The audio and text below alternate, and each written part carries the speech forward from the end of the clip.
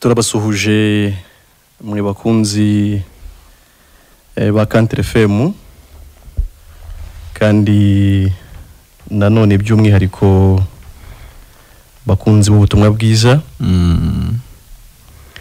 abadukurikira mu kiganiro cy'ubutumwa bwiza ijuru ntirikorerwa. Ego turabasuhuje cyane ariko turabifuriza cyane gusobanukirwa ibyo tuvuga. ego niyo mpamvu dufata uyu mwanya uko basobanurira no kugira ngo ubuntu twagiriwe namwe bubagereho. Dusangire umunezero wo kuba mwisi umuntu atunze ijuru ry'ubuntu. ego rwose muri kumwe rero n'abavuga ubutumwa bwiza mukunda muri studio uyu munsi uwo mwumva ni Emile Nshimiyimana, ariko ndi kumwe na mwene data nawe nzi ko mukunda cyane, ariko bisaba ngo abibwire kubera ko mushobora gusanga wenda kuko mumaze iminsi mutamwumva hari n'abatangiye kumwibagirwa. yego ubwo rero arabibwira basuhuze abiyegereze ubundi twinjire mu kiganiro ariko twamenyanye. ego karibu mwene data. Imana ishimwe cyane. Nanjye mbere ya byose nshimiye Imana cyane. Ego irakoze kongera kuduha nyine kuba mu kiganiro. Dore ko nanone niyo iba yaturinze kugira ngo tugumye tubwira abarenga ubutumwa bwiza. Ego kuko turi hano mu isi nanone twemera ko ari iturinda nanone. Ego ariko nabwo ikaturinda ku mpamvu zayo. Kugira ngo tugumye tuvugane namwe mwese mutwumva. Ijambo ryiza ry'ubutumwa bwiza cyangwa se ry'inkuru nziza. Inkuru iruhura umutima w'umuntu. Dore ko umuntu abaho igihe kinini arushye, ari mu rungabangabo rwo kwibaza tese hanyuma y'urupfu nzajya hehe, ese bizagenda bite ko mbona urupfu rutwara abantu harari njye utahiwe. Umuntu akibaza tese Imana tuzabonana dute, bizagenda dute ko mbona ndi umunyabyaha, ko mbona ngerageza no kureka kubyihorera ntibyemere nzabigenza nte. Umuntu agahera mu rungabangabo rwo kwibaza gutyo, ariko duhari kugira ngo tubabwire uko Imana yabigenje kuko niyo yabikoze nanone, kugira ngo nanone umuntu azabane nayo mu bwami bwo mu ijuru. Nge rero tugiye kubana ntitwari duherukanye n'abatwumva, ariko ndahari nanone ku bwabo kugira ngo tugume tuganire y'ijambo ry'Imana. Hari n'abagiye baduhamagara kuri telefone, bamwe barampamagaye ko mutakiboneka mu kiganiro, ko tutakibumva. Ndasuhuza n'uwampamagaye ari Mururu ku itara, arambwira ati nyabune bizagenda bite ngo twongere tujye twumva ikiganiro. Arambwira ati urajya unsura mu rugo se, ese ko numvaga nkeneye guhora mbumva. Ubwo nawe ntekereza ko ahari ariko twumva twaje ku mpamvu zanyu. Turahari kugira ngo nanone mugubwe neza, mugumye mwumve ijambo ribohora umutima w'umuntu. Nge rero ntekereza ko twari dusanganywe namwe. Ku mazina nitwa Nahimana Patrice, ndi umwana w'Imana, narakijijwe navutse ubwa kabiri. Kristo yanyunze n'Imana, ndi umwana w'Imana bidasubirwaho.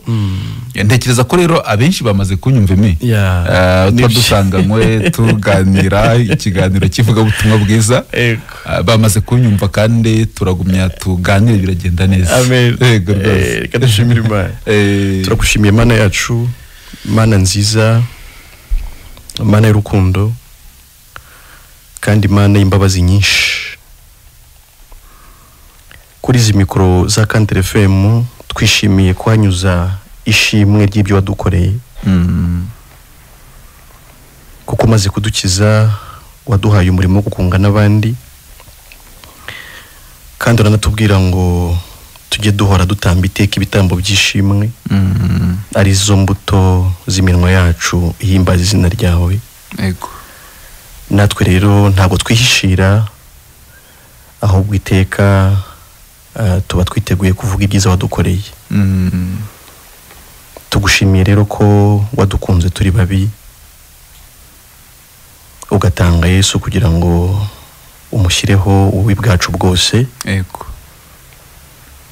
ndetse ukaba umuhanira, ariko ntahiranwe n'urupfu ku munsi wa gatatu akazuka. aduhinduranye bazima nawe kandi atugize abakiranutsi mu buryo bw'iteka ryose. Turabigushimiye. Amen. Tugushimiye amahoro byaduhesheje rero nyuma y'uko duhaye kubyizera, tukaba turi mu isi tunezerewe, turi ku ngoma y'amahoro, tutagisuhuza umutima, ahubwo dufite ibyishimo bidashira by'ijuru. Ubwo rero duteruye tuvuga ijambo ryawe, turasabira abatwumva nanone kugira ngo imitima yabo icire bugufi kumva ijambo ryawe no kuryizera. Yego. Basangire n'abera bose umurage w'ijuru. Turasabira igihugu cyacu cy'u Rwanda waduhaye kubamo, ari nako dukoreramo no murimo wivuga butumwa, kugira ngo duha amahoro. Yego. Duha amahoro kugira ngo dukomeze kubona aho tuvugira ubutumwa bwiza twisanzuye. Turasabira abayobozi bacu ubwenge bwo gusohoza nanone ubushake bwawe. Turasabira ibihugu birimo intambara kugira ngo nabyo bitekane, kugira ngo abera bariyo babone uko bavuga ubutumwa bwiza nabo bisanzuye. Yego. Byose bikomeze gukorwa nko gushaka mu isi nk'uko bwaba mu ijuru. Urakoze ku bwa Yesu. Amen. Amen. Yego mwene data. Imana ishimwe cyane, ikomeze ishimwe. Yego. Tuba dukomeje no kuyishimira ko none yandikishije iby'urukundo rwayo. Yego rwose.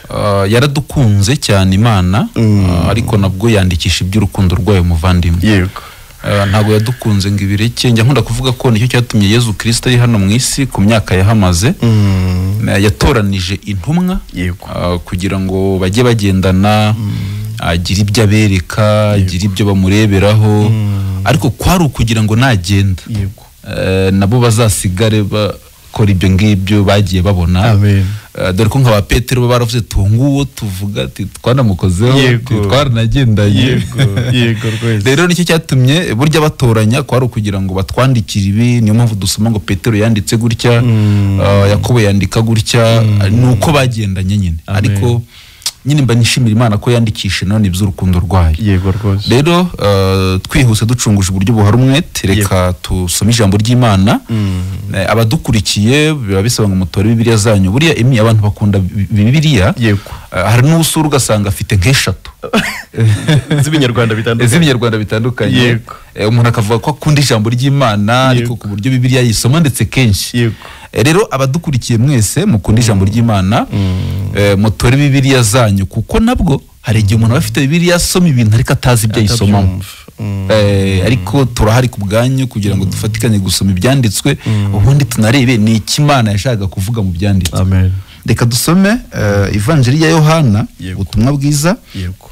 Igice cya 3 dusome duhereye ku murongo wa 14, turangize na 18. Uradufasha muri Bibiliya yera, nanjye ndasoma mu ijambo ry'Imana. Reka mbere muri Bibiliya yera. Yego rwose. Haravuga ngo nk'uko Mose yamanitse inzoka mu butayu, yego, niko umwana w'umuntu akwiriye kumanikwa, kugira ngo umwizera wese abone guhabwa ubugingo buhoraho. Yego rwose. Kuko Imana yakunze abari mu isi cyane, byatumye itanga umwana wayo w'ikinege, kugira ngo umwizera wese atarimbuka, ahubwo ahabwe ubugingo buhoraho. Yego.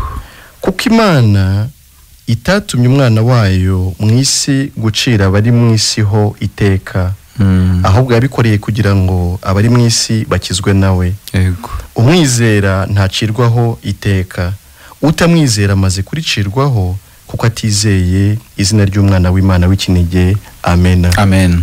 Hano muri Bibiliya ijambo ry'Imana haravuga ngo kandi nk'uko Musa yashyize inzoka hejuru ari mu butayu akayimanika ku giti, ngo niko umwana w'umuntu agomba kumanikwa hejuru, kugira ngo umwizera ahabwe ubugingo buhoraho. Imana yakunze cyane abantu bo ku isi yose, ku buryo yatanze umwana wayo w'ikinege, kugira ngo umwizera wese adapfa burundu, ahubwo ahabwe ubugingo buhoraho. Imana ntiyatumye umwana wayo ku isi kugira ngo acire abari mu isi ho iteka, ahubwo kwari ukugira ngo abakize. Uwizera umwana w'Imana ntiyigera acirwaho iteka, naho utamwizera aba amaze kuricirwaho, kuko atizeye umwana w'ikinege w'Imana. Amen. Imana ishimwe cyane. Yego. ikomeze ihimbarizwe nanone urukundo rwayo cyangwa se ibyo yakoze. Umwanya bari muto bigasaba ko ducunguza uburyo buhari umwete nanone, ariko ubundi twagatangiye tuvuga uburyo umuntu yononekaye, uburyo umuntu yabaye ariko abigizwe n'icyaha. Ahandi byanditswe bivuga ko umuntu avukira mu byaha cyangwa se umuntu avukana icyaha cyitwa icy'inkomoko, ariko kikamuhindura umunyabyaha ku buryo bwuzuye. Nibyo Pawulo yandika mu gice cya 7 cy'Abaroma, akavuga ngo agerageza gukora ibyiza ariko ibi bikamwitanga imbere. Uwo murongo abantu bawukunda ari benshi, bavuga ngo tugerageza gukora ibyiza ibi bikakwitanga imbere, kuko nibyo ni ko umuntu akoze, ni nako umuntu yisanga, nikaba yaravutse, ariko impamvu yabyo ni ukubera icyaha umuntu avukana kimuhindura umunyabyaha. Icyo cyaha cyitwa kamere y'icyaha umuntu avukana, kikaguhindura umunyabyaha kandi wuzuye 100% ukabura umunyabyaha imbere y'Imana, wujuje ubunyabyaha bwose. Nihuse rero rimwe dusomye inkuru ndende nuko dusomye igice gitoya. Ni umugabo witwaga Nikodemu, yari yarize teologiya, yari umuhanga mu by'amategeko, ndetse anigisha abantu iyobokamana.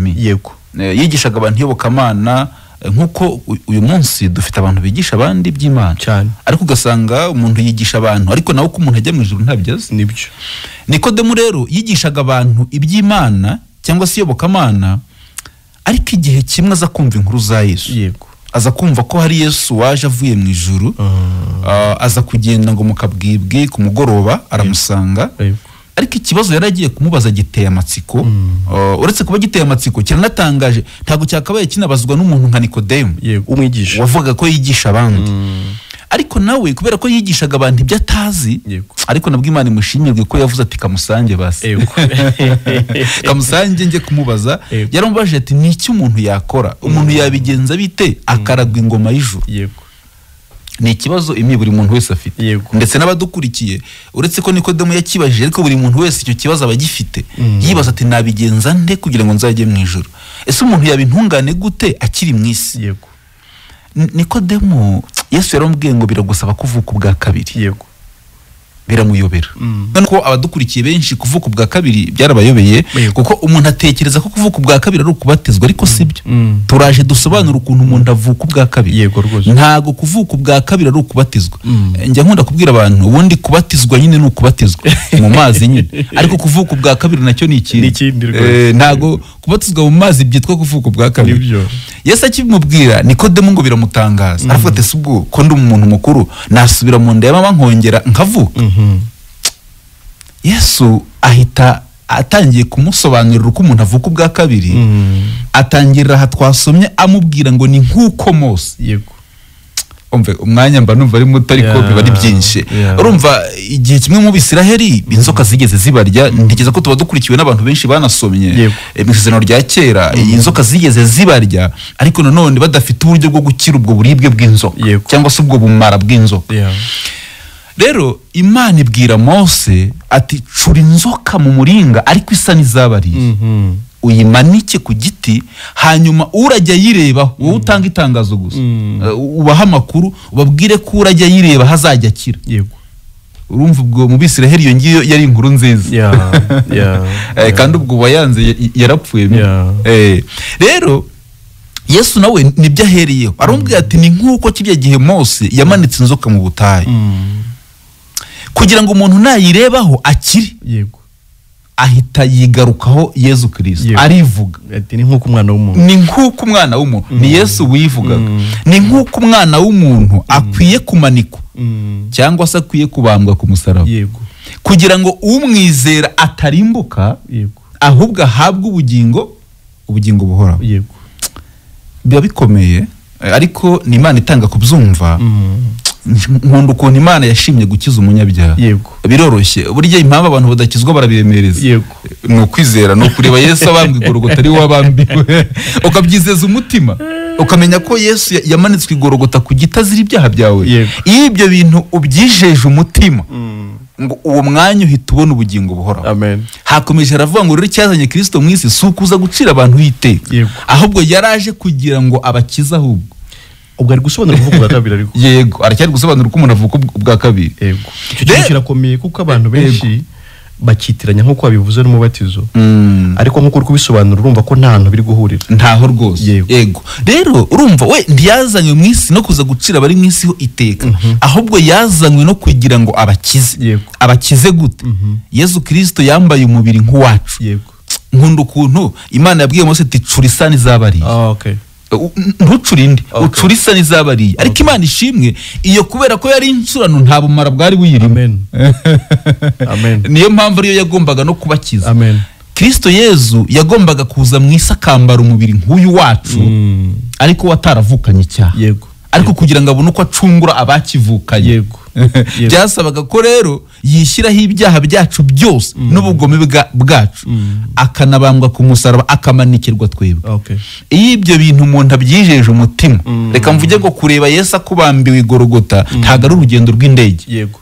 ubyizeza umutima ibyo Imana yagukoreye iyo byijeje umutima Imana iguha ubugingo buhoraho abantu bagiye basati ni gute umuntu yabona ubugingo buhoraho agihumeka wizeye Kristo kuyu mugoroba waburarana uraburarana kandi kibikumenyesha urabimenya mu mutima wawe ukanemeranwa n'Imana kubonye ijuru bidasubirwaho ushingiye kw'igihana Imana yagombaga kuguhana yagihannye Kristo Yezu mu mwanya wawe rero umuntu wizera Kristo wese gutyo ahabwa ubugingo buhoraho nkunda amagambo aba mu Baroma wanavutse ubwa kabiri yego rwose abavutse ubwa kabiri abo mu Baroma igice cya 10 ku murongo wa 10 haravuga ngo umutima niwo umuntu abyizeza Imana ikamubaraho gukiranuka Nikodemo ibyo bintu abyumvishe bituma nyina avuka ubwa kabiri urumva ubundi buriya muvandimwe kuvuka ubwa kabiri no kuvuka ku Mana kandi Imana ni umwuka ntabwo ibyara nk'abantu kugira ngo umuntu avuke ni igikorwa n'ubushake bw'umugabo n'umugore ariko Imana yo kubera ko ari umwuka ivuga ijambo ryayo waryizeza umutima ukabaho ijambo ryayo nta rindi niryo yahamije ku mwana wayo yahamije ko yamutanze kubera twebwe yahamije ko yamwishe kubera twebwe Yesaya yarabihanuye aravuga ngo yashenjaguriye gukiranirwa kwacu ngo igihano kiduhesha amahoro cyabaye kuri we nibyo bintu umuntu yizeza umutima akabona ubugingo buhoraho bidasubirwaho ngo kuko umuntu avuka ubwa kabiri Imana ishimwe cyane nongeye kunezerwa cyane ufite iyo tuvuga ubutumwa bwiza kuko bwadukijije ni twebwe turushaho gusobanukirwa ibyo turi no kuvuga yego rwose yego reka mvuge ngo tuba tunasangira n'abarimo kutwumva tuba twuzuye umunezero yego rwose birasobanutse uretse ko bisaba nyine nanone kubihishurirwa n'Imana birumvikana ko Yesu yagereranije ikibazo abantu bahuye nacyo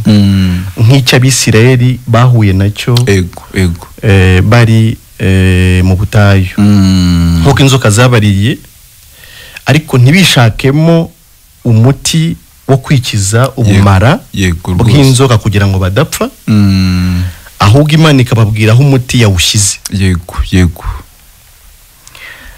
ikababwira ko Mose akwiriye gucura inzoka mu muringa ikamanikwa ifite ishusho yego nicyo cyatumye Kristo yambara umubiri nk'uwacu ifite ishusho nk'iya za nzoka zabariye ariko idahwanije na za zindi ubuzima bw'imbere yego rwose bivuze iki kuba twumva kubera ko mba mbizi ko ibintu ntago abantu babisobanukirwa yego pe natwe twahuriye n'ikibazo muri Adamu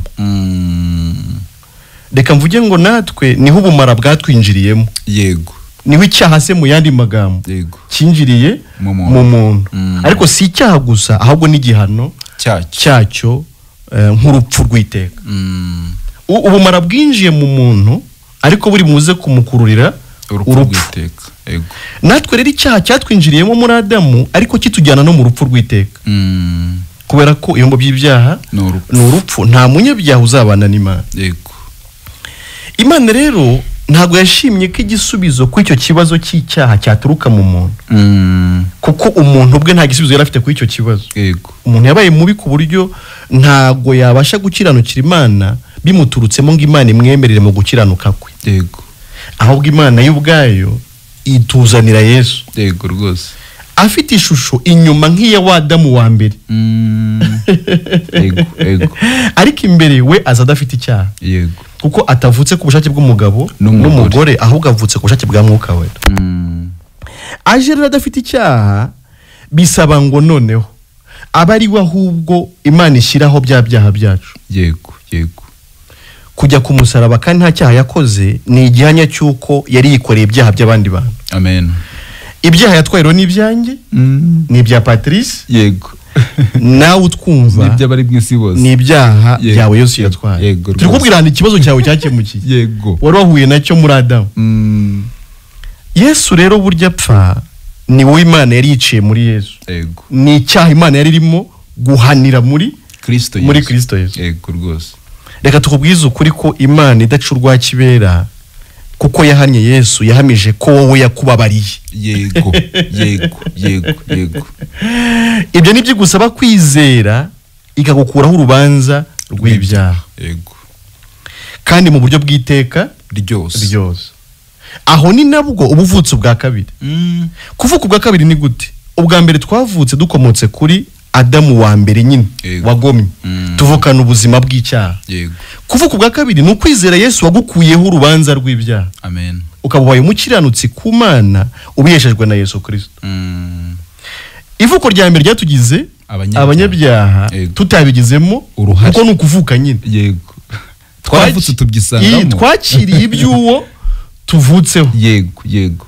Ivuko rya kabiri naryo ritugira abakiranutsi tubikesha uwo tuvutseho. Amen. Ari we Yesu. Urumva no kuvuka nyine. Niyo mpamvu kuvuka kuri Yesu ho byitwa kuvuka ubwa kabiri. Yego rwose. Urumva umuntu aba yarabanje akavuka ubwa mbere, akavukira mu cyaha. Yego. Ariko Imana ishimirwa abantu bavutse ubwa kabiri. Amen. Turanabasuhuje kandi abera bo kwisi. Imfura Imana yishimira. Yego rwose. Noneho hari ikintu abantu bajya bavuga, ngira ngo tubasobanurire. Ngira ngo tubaza kumeza no gukurikirana iminota kugira ngo tuze kubaha umwanya uhagije. Yego. Ariko nagira ngo usobanurire iki kintu kijyanye n'iki tumaze kuvuga. Yego. Hari umuntu uvuga ngo Yesu, iki kibazo cyumve. Urumva wizeye Yesu ati naramwizeye. Wamwizeyeho iki? Namwizeye ko yamfiriye. Yego. Yaragupfiriye. Ibyaha byawe se yarabipfiriye koko? Ati atariko ibyaha byanjye yapfiriye, ati nibyo nakoze mbere yo kumwizera. Urimo kubyumva? Ndi kubyumva. Ubwo dusobanura Yesu amanitse ku giti azira ibyaha by'abantu. Yego. Nk'iyi nzoka yo mu yacuzwe mu muringa. Ndagira ngo dusobanurire abantu ibyaha Yesu yapfiriye ni ibihe. Yego rwose. Icyo kintu cyumvikana. Yego. Kuko iyo uvuze gutyo ndakubaza ntese Yesu yapfuye wowe uriho hano ku buryo yabaze ibyaha umaze gukora, akabatira ibi rero ngiye kubipfira. Yego. Hanyuma ibya nyuma yaho uzagira ukundi kuntu byikiza. Yesu yapfuye wowe dukurikira utaravuka. Yego. Kandi apfira ibyaha byawe. Yego. Ubwo se wumva yarapfiriye ibihe? Icyo kintu ni n'ikibazo cyiza binasobanuke neza, kuko kiri mu bintu bijya b'inzitizi ishobora gutuma umuntu atizera ubutumwa bwiza. Yego.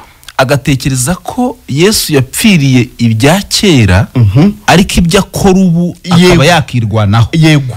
Kandi icyo kikaba ni ikintu kitari cyo kinatuma atizera Yesu, kuko nta buryo cyushobora kubona ubugingo buhoraho cyangwa kuba intungane ku Mana ugifite icyaha, niyo cyaba kimwe, nubwo cyaba kimwe tiwaba intungane. Rero biterwa nuko abantu batekereza Imana nabi. Yego.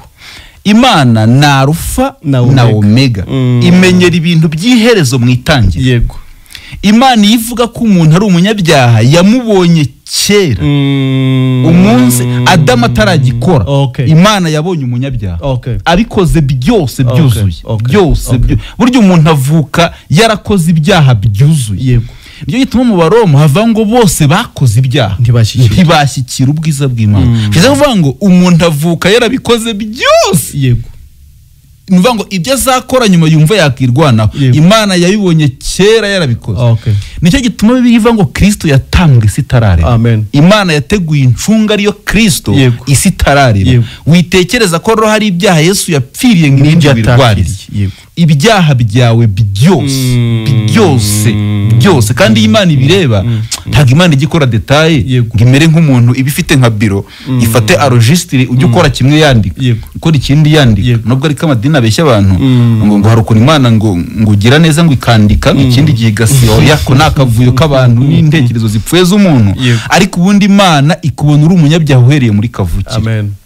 Umunsi Adamu akora icyaha muri Edeni, Imana yabonye isi yose ikoze ibyaha, yashyikira ubwiza bwayo, itegura incungu yo gucungura umuntu. Ariko Imana ishimirwe Yesu, kuba nanjye naravutse nkamenya ko navukiye mu cyaha kandi nkamenya ko navutse narakoze ibyaha byose narabyujuje. Hari amagambo Yakobo yanditse nkunda, aravuga ngo iyo ucumuye itegeko rimwe mu mategeko y'Imana, Yakobo 2:10, yego ngo buyishe yose. Nakomeje gutekereza ku iryo tegeko igihe umuntu aricumurira, nsanga twaricumuriye muri Edeni. Nibyo burya reka mbwira abantu batwumva, niba waregeze ukora icyaha wisha amategeko y'Imana yose, uri umunyabyaha wa byose kandi ntabwo wemerewe gukosora. Ahubwo mu by'ibyaha n'urupfu igikurikira no guhanwa. Yego rwose nagarukosora no guhanwa rero ibihembo by'ibyaha n'urupfu, ariko disi hegeranye ntavango ariko impano y'Imana n'ubugingo buhoraho muri Kristo Yesu. Yego rwose impano y'Imana n'ubugingo buhoraho muri Kristo Yesu. Nkunda ukuntu nta nindi nzira, nta handi waca ngo ujye mu ijuru. Twadusobanura rero ko Imana ihana Kristo yari yamubazeho ibyaha byawe udukurikiye, wowe udukurikiye, ariko byose kandi ari umushyizeho utari wanavuka. Iyo tuvuze gutyo rero kibaye ikibazo cya kabiri. Yego ni nabyiza ko tubiganiraho kugira ngo abantu babisobanukire. Yego rwose umuntu ahita avuga ngo ubwo rero niba yarabipfiriye byose atubwo umuntu yakwikorera ibyaha. Ukibaza ibyo bintu umuntu bimubwiye ukamubura. Urumva icyo kintu nacyo kirakomeye. Nanone Imana igushimirwe ko ubuhita unabariza abantu, kuko ubu dufite n'abadukurikiye bari bese banabitekereza uko nyine nubwo tuvuga ko abipfiriye byose ngo noneho ngo tubikore ngo nta kibazo, ariko ntago umuntu aba yumvise neza. Urajya wabikora ute ko wabikoze? Ntabwo baba byumva neza, ahubwo twarabikoze ntitwashyikira ubwiza bw'Imana. Emera imbabazi utavuze kuzabikora kuko warabikoze. Ntabwo ugiye kujya wabikora wizeye, ahubwo warabikoze, emera imbabazi zabyo. Amen. Ikindi tuba turi kuvuga ni umuti, kuko niba turi kubwira umuntu uburyo yaba umukiranutsi, sinumva ukuntu atekereza ko aribwo yajya yakora ibyaha nanone. Yego rwose yego none se wajya wabikora gutura umukiranutsi? Ese umuntu wabyawe n'Imana akora ibyaha? Yohana byandika yaravuze ngo ibyo ntibikabeho, ngo ntibikanavuga. Iyo umuntu abyawe n'Imana yizeye Kristo ahinduka umukiranutsi ku Mana, kandi byiswe kuvuka. Yego rwose ubwa kabiri niyo magambo turimo twasomye hano muri Yohana. Kuvuka ubwa kabiri. Ubwo rero aho wavutse ugira n'imico yaho. Yego hari imico y'ivuko bya kabiri, hari ubuzima bwo mu ivuko rya kabiri, ariko utamenya utaravuka. Yego rwose akaba ariyo mpamvu ikihutirwa ni ukwizera ko Yesu ubwo yapfiraga ku musaraba ari ibyaha byawe yaziraga, ariko udakuyemo na kimwe, kuko atazongera kubipfira. Uvuze gutyo iyo muvandimwe unyibutsa amagambo ari mu Baheburayo, ngiyo bitaza kugenda gutyo ngo bivuze mu gice nk'icya 9 mu mirongo ihere ngo byajyaga yego rwose ahora uhereye kukuremwa kwisi werekera.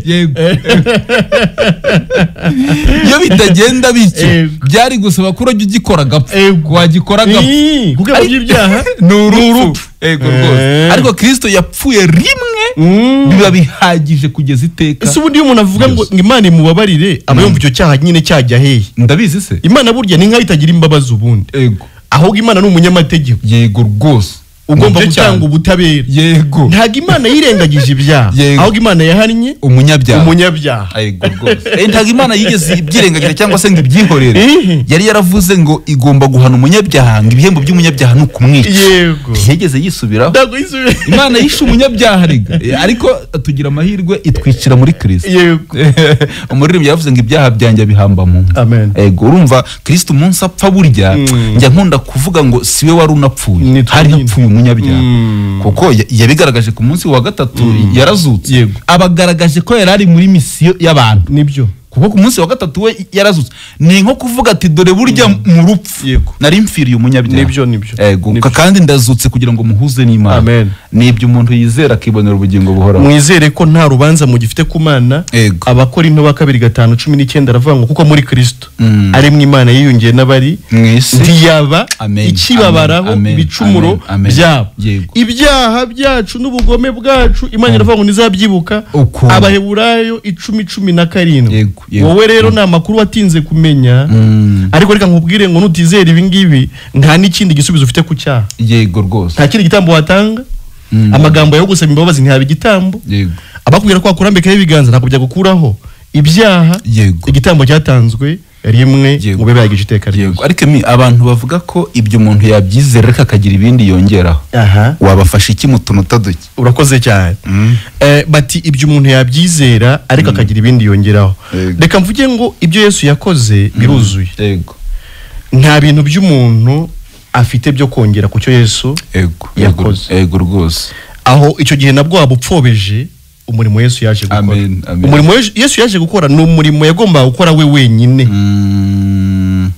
Wenyine udafite undi muntu. Kuko mu ijuru byanditswe biravuga mu byahishuwe ngo habuze n'umwe wundi. Yego wakora uwo murimo. Yego rwose. Waba wari uharize mu ijuru nyine bakavuga ko babuze umuntu kandi wowe uhari. Umurimo wa Yesu rero yaje gukora kugucungura, ukuraho ibyaha byawe byose, akakugira umwere imbere y'Imana. Nta kindi kintu ufite wakongeraho. Yego rwose. Reka mvuge ngo n'ubuzima bwa nyuma yo kwizera niwe n'ubundi. Kuko nkuko bivuze tugitangira ni itangiriro akaba n'iherezo. Yatangiye abanushije cyabikoze umuntu umwe wabikoze. Tubisoma mu gitabo cy'umugenzi, ni umuntu witwa Ntabwenge. Yatekereje ko yafata urupfu rwa Yesu akaruteranyaho ibintu bye akora, ngo ubundi Imana ikabifatanya ikabimwemereramo ikamuha ijuru. Waba ubigize zero. Yego rwose. Waba ubigize zero. Kuko ibyo umuntu ni ibyaha. Wongeyeho ibyo Yesu yakoze rero ni nkaho n'ubundi waba ugiye kubigira ibyaha. Yego rwose. Yesu waba ugiye kumugira umugabura w'ibyaha. Amen. Urumva biriya nduva ni mu Baroma nawe baravuga ngo niba dushaka gutsindishirizwa na Kristo ngo ariko bikagaragara ko abantu ari abanyabyaha, ngo se twavuga ko Kristo ari ugabura ibyaha? Ngibyo ntibikabeho ntibikanavugwe. Ntabwo rero ibyo bintu biteranywa. Umuntu yizera Kristo gusa wenyine arahagije guha umuntu ubugingo buhoraho. Amen. Sinzi niba tutatanga nimero. Reka tuyitange muri studio. Iminota yagiye kaduha abantu umurongo wo kuduhamagaraho kugira ngo dusangire ikiganiro. Bagiye tubaza. Bari kuziturebera? Ndazifite hano. Okay. Wazitanga? Yego. MTN ni 0782 44 21 25 ndayisubiramo 0782 44 21 25. Airtel 0783 83 5.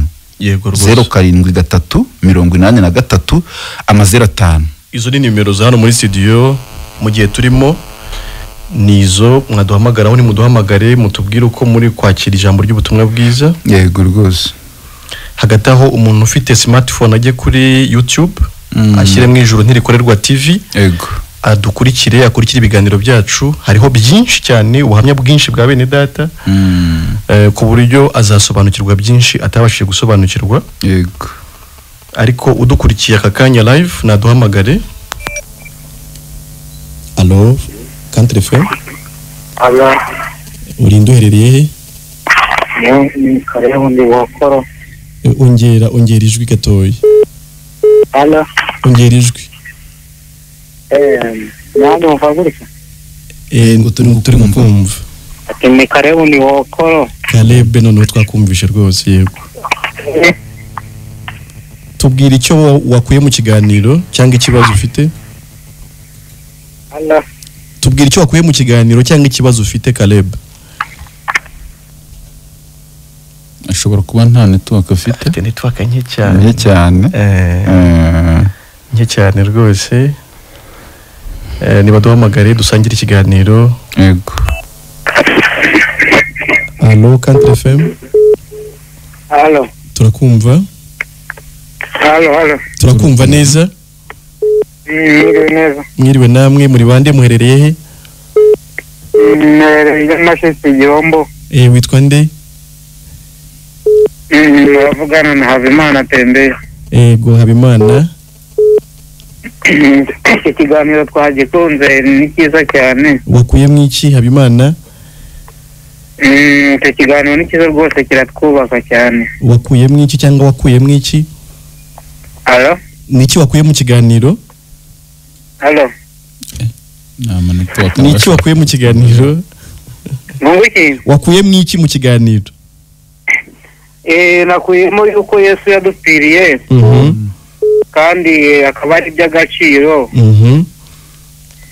Ntabwo dukwiye gufata amahase ngo turateshe agaciro, ubwo tukwiye kumenya ko ari umumaro. Tukabiha agaciro ubundi tugakurikiza ibyo ashaka tukabikora. Hanyuma se wumva kuba yaragupfiriye byaraguhesheje iki ku Mana? Kuba yarampfiriye byamesheje uzabona ubugingo buhoraho, kandi byabaye iby'agaciro. Iyo mbyumvishe numva ari iby'agaciro kuri njye, kuko byatumye Yesu ampuza n'Imana. Iyo mbitekereje mu mutima wanjye mbona yuko Yesu yakoze umurimo ukomeye kuba yarampuje n'Imana, bikazamesha ubugingo buhoraho. Ubugingo buhoraho bufite mu buryo budasubirwaho cyangwa wumva hari cyatuma ubutakaza? Ubugingo buhoraho ndabufite, kuko Yesu ari we nzira n'ukuri n'ubugingo. Rero kuba nizeye Yesu, nizeye ko n'ubugingo mbufite. Waba nta cyaha ukibarwaho se na kimwe ku Mana? Byaha byo ndabifite, kuko nta muntu wabona utari umunyabyaha, twese turabanyabyaha. Yego. Ariko icyo nizera cyo kuba Yesu yarancunguye n'ibyaha, nizera ko nabyo yabimbabariye, kubera yuko iyo umwizeye ukazera ko akiza kandi akaba ashoboye byose, n'ibyaha uwizera ko abikuraho cyangwa yabikuyeho? Sorry gato, yabikuyeho kubera yuko iyo nza kuza kuba atarabikuyeho ntago hari mba ntekereza yuko mba ntakiriho, mba narapfuye. Ariko kuba nyiriho n'uyu munsi ntekereza ko ari ku buntu bw'Imana yo kuba yarambabariye n'ibyaha. Tembe reka tugufashe gatoya kugira ngo twakire n'abandi. Yego. Icyo turi gusobanura hano ni umumaro w'urupfu rwa Yesu. Yego. Yesu yapfiriye Tembe ataravuka. Yego. Kandi ibyaha bya Tembe Yesu yabimenye mbere yuko Tembe yabaho. Yego. Apfuye abipfira byose ku buryo yagukujeho urubanza rw'ibyaha imbere y'Imana. Yego. Urupfu yapfuye nicyo gihano Tembe yagomba kuzapfa agiye mu nyanja yakomorero n'amazuku. Yego. Kuko Imana yahannye Yesu rero imuhana ku bwa Tembe yahamije ko nta rubanza Tembe yakirimo. Yego. Wowe nta rubanza ukirimo, urubanza rwawe rwarangijwe n'urupfu rwa Yesu. Yego. Ibyo nibyo wizera ugatunga umutima, ukuwemo urubanza rw'ibyaha, ukabuzi neza ko abazajya mu muriro wowe utarimo. Yego. Kuko urupfu Yesu yapfuye ni urukuraho kujya mu muriro kwa Tembe. Yego rwose. Amen. Amen. Rero ubundi kwibaraho ibyaha gutyo, nuko nyine utaba wumvise neza umumaro wa Yesu kuri wowe. Yego. Kuko burya icyazanye Kristo mu isi kwari ukugira ngo yishyireho ibyo byaha byose ujya wumva ufite. Yego. Ariko namara kubyishyiraho anahanwa igihano wari kuzahanwa. Yego. Yego. Ibyo rero iyo ubyijeje umutima, Imana igukuraho urubanza rwaterwaga n'ibyo byaha. Imana ikaguha ubutungane bw'ubuntu. Yego. Amen. Ikakugira intungane ku buntu, nawe ukajya uhamya kuri intungane ku bwa Kristo. Yego. Yego Tembe. Urare neza, ijuru ry'ubuntu rikuryohere, reka twakire n'abandi. Yego murakoze cyane nawe umugisha. Usuhuza b'igihombo.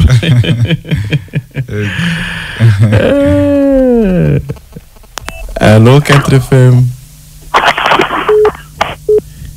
Allo Country FM. Allo Country FM. Amahoro. Uw'amahoro we ni uwacu tu. Kisengi Karoli. Wowe amahoro urayafite. Akumvise. Bavandimwe urukumbuzi yarunyishe kandi. Mwadusangize ku munezero. Umva nanjye ndanezerewe cyane, ariko mbanze kubahobera abavandimwe. Natwe turaguhobeye cyane ko n'ubundi n'iminsi nyinshi nanone bavandimwe. Yego. ariko nanone mba mbakumbuye ariko mbakumbure muri Kristo. Yego rwose. Nanjye rero nagira ubuntu nanjye ubuntu umuzuru ku bwa Yesu bene data. Imana n'ubundi yaranyemeje niko umuririmbyi yavuze ngo numva Yesu anyemeza ngo ko mbuze imbaraga.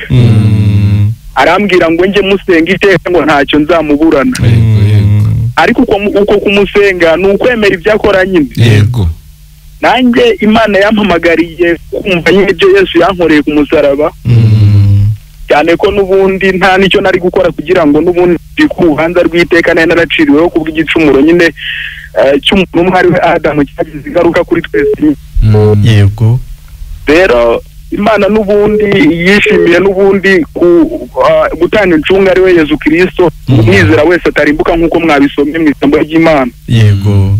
Ariko nanjye nyine numva Imana n'ubundi mpatiye Yesu Kristo, nanjye nizera Yesu, nizera ibyo yakoreye ku musaraba Igorogota. Nizera yuko igihano Yesu yahaniwe ku musaraba ari njye wari kugihanwa. Yego. Maze kwizera ibyo ngibyo nyine mbaye umukiranutsi, kuko igihano n'ubundi Imana yaranciriye, igihano Imana yaciriye umuntu n'ubundi yagisoreje kuri Kristo. Amen. Yego. Imana n'ubundi yarahanye wenda kugaruka guhana. Yego rwose.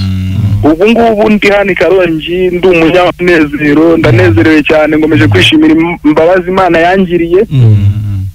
Ariko nanone ko kwishima nyine nkagomeza gushobozwa na Kristo, kuko hari benshi bavuga ngo ese ngo kuki iyo mwizera ibintu ntaho muba gukora ibyaha. Muvuga ngo Kristo ngo yarababariye ngo mwarakijwe ngo mwabaye abakiranutsi. Basubize abo bantu. Basubize abo bantu babaza icyo kibazo.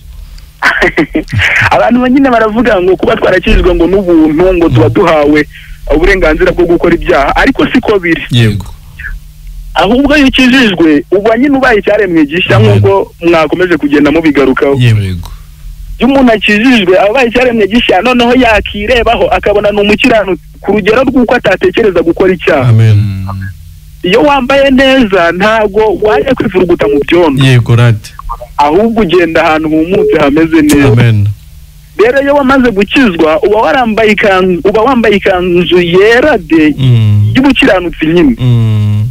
Ntabwo uba uwemereye kwijandika mu byaha kuko uba uri umukiranutsi. Amen. Ubwo kwizera Kristo niko kudushoboza nanone kuresha ibyaha. Amen. Tuzi mwene data bigarutse hari kuvuga ati kubangira umuti wo gukira ibyaha. Tuyi muvandimwe. Urumva bene abantu banavuga batyo nge baranantangaza cyane. Kuko n'ubusanzwe abasanzwe akora ibyaha ariko atarizeye.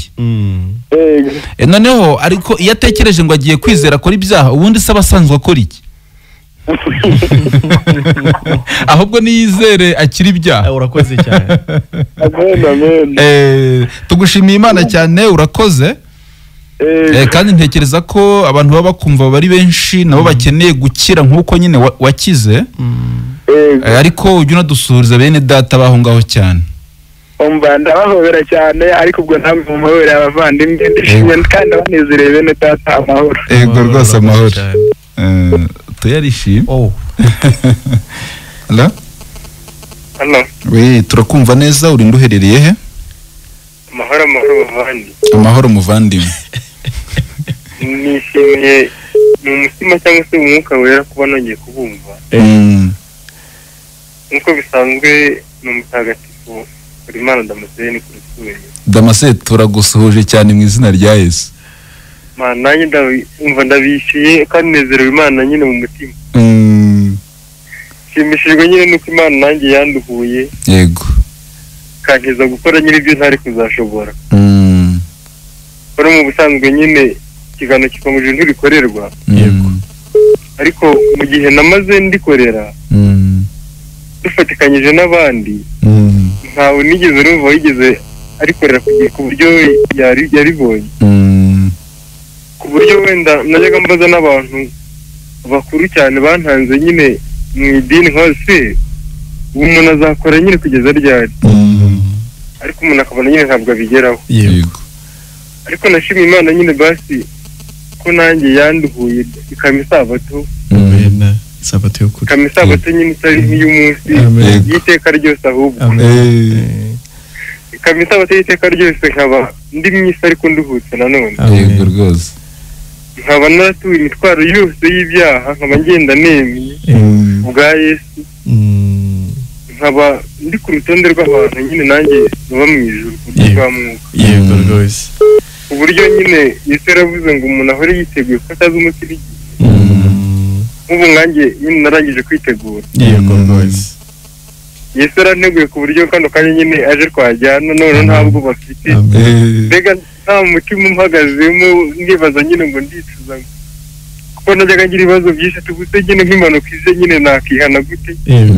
Ariko ndi gushima Imana nyine ko nyine yampaniye muri Kristo Yesu. Amen. Akaba nta ikindi gihano gitegereje. Yego. Ahubwo ubu ngubu ikintu nyine ntegereje ni ukujyana nawe gusa nuko ntegereje gukurwa mu isi. Yego. Nkajya kuba aho iteka nyine nateganyirijwe. Yego rwose ubu rwose ntabwo bangifite. Mbega nta mutima umpagazemo ndamahoro. Yego. Amen. Ndaririmba nemye nkagenda numva nta rubanza mfitanye n'Imana ndetse n'abantu. Kuko nyine Yesu yarabirangije ku musaraba ariko abirangirije ngewe. Amen. Aba mugabo mwavuze numva aranejeje cyane kuntu nyine utarigeze kumenya icyaha yamuhinduye cyo kubera ngewe. Ariko nanjye nyine ngandi ku mukiranutsi nyine. Ubwo ni cyane ngurane ya Kristo Yesu kandi nanjye inkuru nyine nayumviye kuri radio. Yego rwose. Amen. Amen. Umva ndishaka kubwira wenda nk'abantu bari kumva radio. Bishoboka ko kano kajya nabijuru barirarana. Yego. Kuko nanjye n'ikiganiro nk'ino saha nyine ntari nzi ko nyine nanjye nari nzi ko ijuru rikorerwa. Yego. Numva ko ridakorerwa mbyumviye kuri radio. Yego. Mbijeje umutima kuko usanga nibyo. Ntabwo ari mwe mu byemeza umuntu ahubwo Imana ihita ikabikwemeza mu mutima. Amen. Amen. Umuntu akumva nibyo. Yari Imana ibikwihereye rero atari umuntu kuko umuntu we ntabwo abasha kubigutsindagiramo ngo bijyemo. Ahubwo iyo uteze amatwi ukumva Imana ibigushyiramo neza ukabyemera ukaba intungane uri mu isi. Ukabaho utekanye wumva nyine nta terabwoba rihari ry'Imana kuko Imana ntabwo ari interabwoba. Imana n'urukundo. Imana niyo guhumuriza abana bayo. Ugomba ndi gushimira Imana nyine ko nanjye namubonye nyine ko muri urwo rukundo mwahoze musoma kare ngo akunze abari mu isi cyane ngo byasigaye batangira mu mwana w'ikinege. Yego. Naje gusanga umunyamahirwe ari uwizera. Usanga nanjye nyine ntazarimbuka kubera ko nizeye. Yego rwose. Abavandimwe bishimiye Imana cyane numva ndanezerewe ariko cyane n'umuvandimwe Emerson n'imurutse kumwe. Yego. Ndamukunda cyane nyine basi mwumvira ko numva yezerewe nabwo. Ariko nabwo nkanezerwa ko tuzabana. Amen. Kuba tuzabana nabwo n'abandi bose. Numva nishimye cyane nyine. Nubwo tutabonana ku maso y'umubiri ariko numva basi ko tuzahurirayo. Amen. Amen. Numva binejeje cyane numva n'umupatirisi nyine nawe ndamukunda cyane. Yego. Imana nyine ibakomeze. Basi ikomeze bavugisha. Yego. Murakoze cyane kunyunganiza mu kuvuga neza. Amen. Komye gubwe neza Dama. Yego. Amahoro.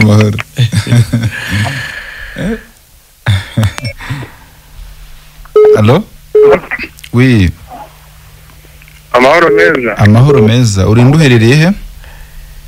Ningizwe na Eric bavandimwe ni ku Nkombo gusa ndi hano Kasenze. Yego Eri. Abahanzi ku Nkombo bazi nka mwarimu. Undi muvandimwe yitwa Pasiteri, undi muvandimwe yitwa Muyobozi. Yego. Amazina y'idini bari baraduhaye. Yego rwose. Ariko naragira icyo mvuga abavandimwe. Yego. Reka mbanza nisubiriza umuvandimwe numvisha nkaho ari Emile nari maze igihe kinini cyane nta muntu numva numvisha ijwi ryiwe. Yego. Nanjye ndagusuhuje cyane mwene data. Ndagusuhuza mu izina rya Yesu umuvandimwe. Amen. Urakoze cyane. Ngo bazasuhuza n'abavandimwe bakoreye iteraniro ry'Amenze. Yego. Hari abateranye mu gitondo gusa nari ngukumbuye cyane pe. Yego. Imana ishimwe kwe. Amen. Nanjye nejejwe n'Imana mu mutima wanjye. Yego. Urupfu rwa mbere rwavuyeho. Yego.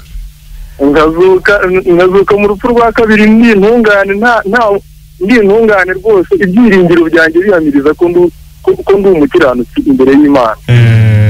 Ariko ibyo nta kindi cyabaye, ni igikorwa cyabereye i Golgotha. Yego. Nicyo umukiranutsi wese yigata, kuko twese twari twanduye kuva ku bworo bw'ikirenge kugera ku musatsi wo ku mutwe. Yego.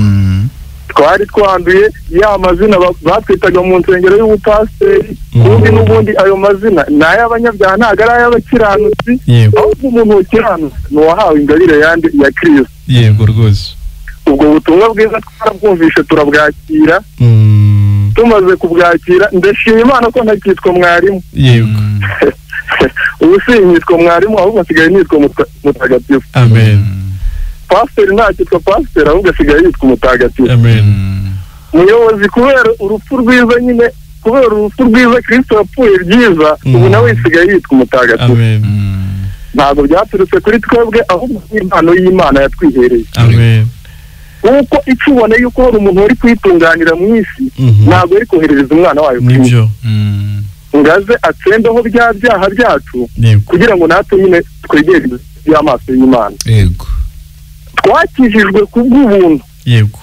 Ngo si ku bwacu, ngo si n'imbaraga zacu cyangwa imirimo myiza twakoze, ahubwo ni impano y'Imana, kuko yari izi ko nta muntu wayitunganira. Yego rwose. None abavandimwe, ngende ngira ikibazo. Hari ukuntu mu idini bajya bavuga ngo iyo wakoze icyaha, yego, ugenda imbere y'Imana ukababarirwa, ukongera ukajya imbere y'Imana ukababarirwa, ukajya imbere y'Imana ukababarirwa. Ikibazo kirimo ni iki ngiki. No muri leta, tubishize muri leta muri make, iyo ukoze icyaha barakubabarira ubwa mbere, ariko iyo ukoze isubiracyaha bakuba kabiri, bakuba bwikubiye kabiri. None imbere y'Imana ko naho nyine hashobora kubisubira cyaha iyo uhabwa ikihe gihano ko uba wababariwe cyane. Urumva Eri, imbere y'Imana twabikoze rimwe. Yego. Twabikoze rimwe. Twarabikoze kandi byose twari tugisobanura kare, imbere y'Imana twabikoze rimwe, n'Imana itubabarira rimwe, biba bihagije iteka ryose. Rimwe ni ukuri. Kandi ikindi mu Baheburayo haravanga amaraso atavuye ntihabaho ko barirwa ibyaha. Amaraso rero adukuraho ibyaha n'aya Kristo. N'aya Kristo. Yego rwose. Rero bavandimwe, numvaga nyine nanjye shidikanya kose, sibyo gushidikanya, kuko Yesu yaratubabariye. Yaratubabariye, sibyo gushidikanya pe. Eri, sawa rero, urakoze cyane. Eri, yaduhaye kuzabana n'Imana bavandimwe. Umva gato muvandimwe. Yego. Tugushimiye Imana ku nyunganizi utanze, reka twakire n'abandi minota yagiye, gumye ugubwe neza muri Kristo. Amen. Mubana na Kristo bavandimwe, mbashimiye Imana cyane. Yego rwose. Gusa dushobora kutazavugana, umuvandimwe azasuhuriza w'i Kigali. Yego, urakoze. Nawe uzasuhuza abandi. Erika bayishimye.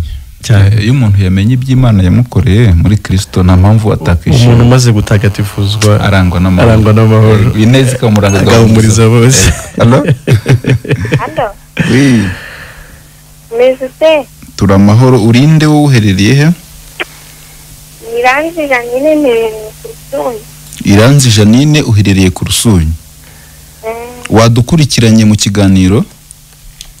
Nabakurikiranye, ariko nimero yanyu ntayo nagiraga, ndayihimbye kubera mwigeze kuyivuga ndi kuyumva. Hanyuma ni iki wumvise mu kiganiro cya kunejeje ngo dusangize? Cyanejeje, ariko nyine nuko abantu bari bigeze kunsi intege ngo ntibyashoboka ngo umuntu nta kuntu atakorera ijuru ngo arisahemo. Urumva ni abantu nyine baguciye intege, ariko ijambo ry'Imana ryo rivuga ko Imana yari guhaye nk'impano. Naje nyine kubavaho ndabakurikira. Ntabwo rero ukwiye kuzajya wemera ibyo abantu bavuga, ahubwo ujye wemera iby'Imana yo yahamije ku mwana wayo. Kuko ijuru si iry'abantu, Jani. Ijuru ni iry'Imana. Yego. Ijuru ni ryiza nyine nuko muvuga ngo ntibarikorera. Nyine Yesu yakoze ibihagije kugira ngo numwizera ujye mu ijuru. Yego.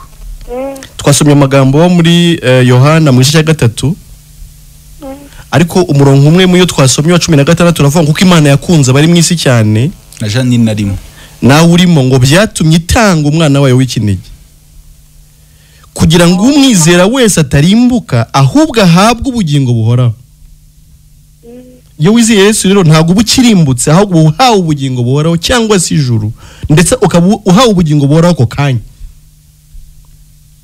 aho nabyumva kuko nta kuntu nagaza mbisobanukirwa. Yego, murakoze cyane kunsobanurira. urakoze, nawe ukomeze udukurikire. Mugire ijoro ryiza. Nawe ugire ijoro ryiza. Nyina ibintu abantu bakomeje ibintu cyane, ariko Imana yo yari nazi ko bitanashoboka, uretse no gukomera ubundi nta muntu wakorera ijuru ngo azarijyemo, kuko nyine nkuko wabigize bivuga mu Baroma 3:23 aravuga ngo bose bakoze ibyaha ntibashyikira ubwiza bw'Imana, ngo ahubwo batsindishirizwa n'ubuntu bwayo. Ibi bahereye ubusa. Allo? Allo? Oui.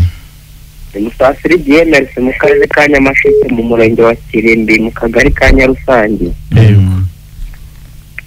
Ndabishimiye rwose, Imana mbere na mbere banze bampera umugisha, kuko muri gusana imitima ya benshi ndetse mukatwumvisha ijambo ry'Imana ku buntu. Yego, nta kiguzi mu dusha rwose, Imana izajya ibaha umugisha. Merci, tubwira icyo wungutse mu kiganiro. Ikiganiro cyanejeje cyane. Yego, muri kudusobanurira ukuntu Yesu Kristo aje kudupfira. Yego, akaza yiyambitse ishusho y'umuntu. Yego, kugira ngo azadupfire nk'uko Musa yafashe inzoka akayimanika hejuru, kugira ngo buri wese uzajya uyirebaho azajye akira. Nibyo byashatse kutwereka yuko natwe nitujya tugendera mu kigero cya Yesu Kristo tuzabona ubugingo buhoraho. Ariko nta nubwo ubugingo buhoraho tuzabuhoraho, kuko Yesu Kristo yaradupfiriye kandi akaba yaremeye gukora buri kimwe cyose ku bwacu. Biranemeranywa namwe ko yuko muvuga ngo ijuru ntirikorerwa. Turabyemera kuko Yesu Kristo yakoze ibishoboka byose. Bose ndabishimiye, icyo nicyo nabahemba nakibahemba kuko muri abantu. Urakoze cyane. Urakoze, usuhuza bikirimbi, kandi buri wa kane tuba turi muri studio saa 2 z'ijoro kugera saa 3. Ujye ukomeza udukurikire urushaho gusobanukirwa. Ndibwira urakoze cyane, ndibwira iminota yagiye. nawe amahoro. Twatanga nimero zacu bwite abantu baduhamagaraho nyuma y'ikiganiro. Ngewe Mira ni 0784425257. Iyo iri no kuri WhatsApp, na niyo wanyandikiraho kugira ngo ushire kuri groupe ya WhatsApp yacu. Indi wahamagaraho gusitaba kuri WhatsApp 0773993344. Yego. Iza Patrice ni 0783167163. Tigo ni 0722167163. Turabashimiye bo twabanye mu kiganiro bose. Naho utaha. Naho kuwa kanota. Bye bye. Ego.